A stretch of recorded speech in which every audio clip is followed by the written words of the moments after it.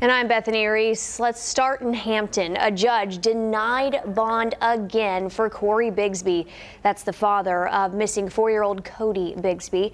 Bigsby faces 7 child neglect charges that are not related to Codi's disappearance. Allison Basil is live outside the courthouse in Hampton. Allison, what do we know? Well, we saw a lot of emotion today in Hampton Circuit Court between both sides of the courtroom and the family of Cory Bigsby. Now, after about an hour of arguments, a judge denied bond for Bigsby, calling him a threat to the community. Now, again, this is the second time Bigsby attempted to get bond. His attorney, Jeffrey Ambrose, applied for an appeal in February when a judge first denied bond. Since then, Hampton Police Chief Mark Talbot admitted that investigators interrogating Bigsby in the days following his son's disappearance ignored Bigsby's requests for a lawyer. Ambrose argued against the Commonwealth's evidence today after reviewing more than 70 hours of interrogation footage between detectives and Bigsby. He says about 25 times during questioning, Bigsby tells investigators he is tired, needs to sleep, or wants to leave.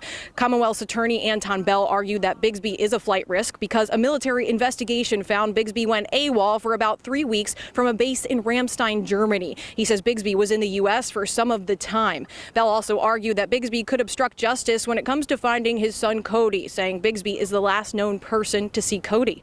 A woman who says she's Cory Bigsby's aunt says she's disappointed. He's not a flight risk.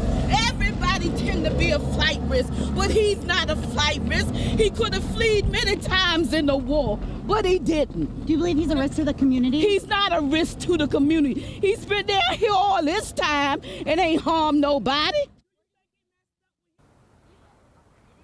And after the hearing, we caught up with attorney Jeffrey Ambrose, and he says he disagrees that Bigsby is a flight risk or a threat to the community. Now, there is a lot to unpack from the hearing with arguments from both sides. I'll have that beginning at 4 on 13 News Now. Live in Hampton, Allison Basil, 13 News Now.